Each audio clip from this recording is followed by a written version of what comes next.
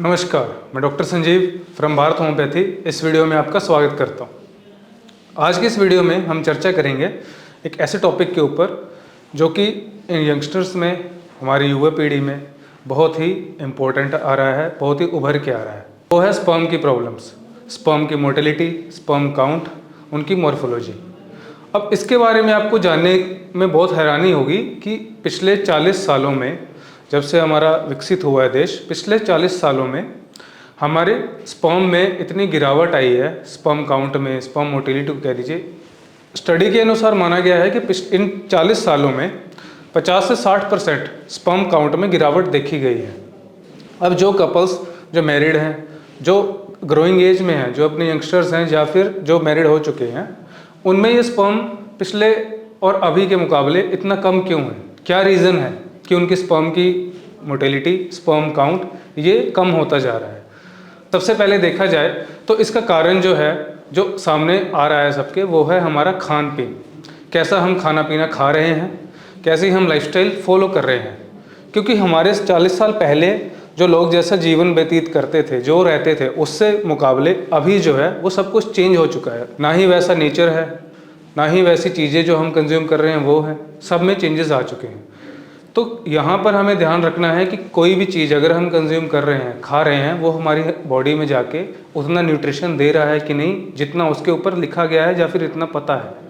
क्योंकि वो जहाँ से बनता है, स्टार्ट होता है, हमारे आने तक उसमें इतने चेंजेस आ गए हैं, कैसे प्रोसेस हो रहा है, कहाँ तक हमारे पास कैसे पहुँच रहा है, वो चीज़ें बहुत इंपॉर्टेंट है, उसका ध्यान रखिए। तो खान पीन में क्या खा सकते हैं आप जिससे हमारी स्पर्म की मोटिलिटी और स्पर्म काउंट में बढ़ावा हो? वॉलनट्स हैं, अपने ग्रीन वेजिटेबल्स हैं, फ्रूट्स हैं, और एक साफ़ सुथरा पानी। ये सारी चीज़ें अपनी लाइफस्टाइल में ऐड कीजिए। इनको कितने मात्रा में लेना है वो अपनी बॉडी के हिसाब से, अपनी लाइफस्टाइल के हिसाब से आप फॉलो कीजिए। अगर आपकी उम्र 20 से 30 साल तक है, अगर आप मैरिड नहीं हैं, तो आप वॉलनट्स सुबह और शाम को भी खा सकते हैं। और वैसे अगर आप मैरिड हैं, अगर आप चाहते हैं कि बेबी कंसीव करना है, तो आप वॉलनट्स उसके हिसाब से इंक्रीज़ कर सकते हैं।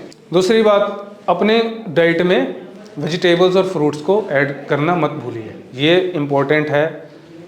खाना, जितना खाना इम्पोर्टेंट है उतना ही इम्पोर्टेंट है कि आपके पास पहुंच कैसे रहा है, जिसका मैंने पहले भी जिक्र किया है।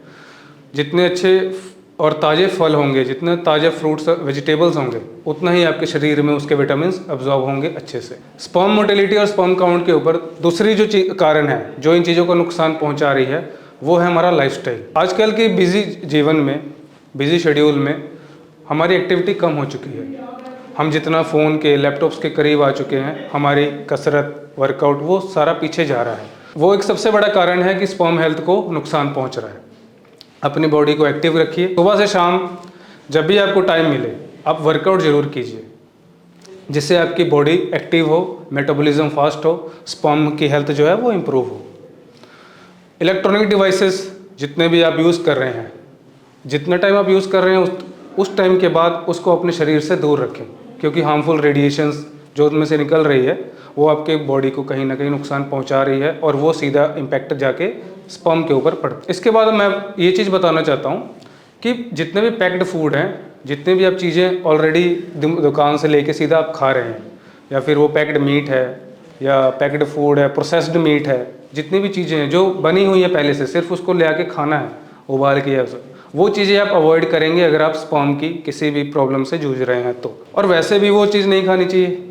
अगर इमरजेंसी कंडीशन में अगर आप यूज़ कर भी रहे हो तो दैट्स ओके, बट अगर आप जूझ रहे हो किसी प्रॉब्लम से तो उसको अवॉइड कीजिए बिल्कुल। उसके बाद स्पर्म को नुकसान पहुंचा रहा है वो है आपका हैवी वेट, ज़्यादा फैट बॉडी के ऊपर। जितना ज़्यादा फैट रहेगा, जितना बॉडी आपकी मेटाबॉलिज्म कम करेगी, वो आपके स्पर्म के प्रोडक्शन को हार्मफुल है ही है, वो नुकसान पहुँचाएगी। तो अपना वेट लूज़ कीजिए। अगर आप ज़्यादा हैवी वेट हैं तो बॉडी को एक्टिव कीजिए, वेट लूज़ कीजिए, और आपके स्पर्म में आप देखेंगे कि इम्प्रूवमेंट आने लग जाए। अब ये स्पर्म प्रोडक्शन में खाने पीने से लेके अपनी बॉडी एक्टिव रख लिया आपने। और जो चीज़ें मना जो मैं करता हूँ अपने पेशेंट्स को, वो है एक तो फ्राइड फूड, जंक फूड, जो भी चीज़ें जो है जो कैसे तेल से बन रही हैं वो आप खा रहे हो, उस चीज़ को अवॉइड करना ही होगा आपको, अगर आप चाहते हैं कि स्पर्म की प्रोडक्शन में, स्पर्म की हेल्थ में इम्प्रूवमेंट आए। तो बिल्कुल नो बोल दीजिए फ्राइड फूड्स को, जंक फूड को, जितनी भी चीज़ें जो बाहर से खा रहे हैं। अब इस स्पर्म के ऊपर बात करूं तो मैं एक और चीज़ देख रहा हूं कि सोया प्रोडक्ट्स जो हैं हमारे मार्केट में, इसका क्रेज़ बहुत बढ़ रहा है। सोया के कितने डिशेज़ हैं, सोया खा रहे हैं, रोज़ सोया खा रहे हैं, सोया चाप है, कितनी टाइप की डिशेस हैं। बट ये चीज़ आपको पता होनी चाहिए कि सोया प्रोडक्ट्स जो है हमारी बॉडी में फीमेल हार्मोन को जगाता है, जो फाइटोएस्ट्रोजन है। वो हार्मोन आपकी बॉडी में अगर जागने लग जाएगा, वो अगर एक्टिवेट होगा, वो आपके टेस्टोस्टेरोन हार्मोन्स को नुकसान पहुंचाएगा ही, उसको दबाएगा। तो ये सोया प्रोडक्ट्स हमारी बॉडी के लिए हेल्दी हैं, उतना ही नुकसान भी पहुंचा रहे हैं अगर आप हद से ज़्यादा खा रहे हो, अगर आप डेली कंज्यूम कर रहे हो। अगर आप चाहते हो कि स्पर्म की हेल्थ इंप्रूव हो तो सोया प्रोडक्ट्स को बिल्कुल बंद कर दीजिए। जो नॉन वेजिटेरियंस हैं वो अपनी डाइट में मीट, रेड मीट, ये सब की जगह अगर आप फ़िश को इंक्लूड करते हो तो फ़िश माना गया है कि स्पर्म की हेल्थ में बहुत इंप्रूवमेंट दे रहा है, बहुत ही ज़्यादा ग्रोथ करता है तेज़ी से, क्योंकि उसके अंदर जो वाइटल ऑयल्स हैं, जो विटामिन हैं उसके अंदर, वो आपकी बॉडी में बहुत लाभदायक है स्पर्म को लेकर। तो ये चीज़ों का ध्यान रखिए, अपनी डाइट का ध्यान रखिए, अपनी लाइफस्टाइल का ध्यान रखिए। स्पर्म के रिगार्डिंग कोई भी क्वेश्चंस हैं, कोई भी बीमारी आप जूझ रहे हैं, अगर आपको कोई भी सवाल हो तो आप आइए, ट्रीटमेंट शुरू कीजिए, पूछिए मुझसे, आपके सारे क्वेश्चंस के मैं ट्राई करूँगा कि जवाब दूँ, और एक बेटर लाइफस्टाइल को अपनाइए। Thank you.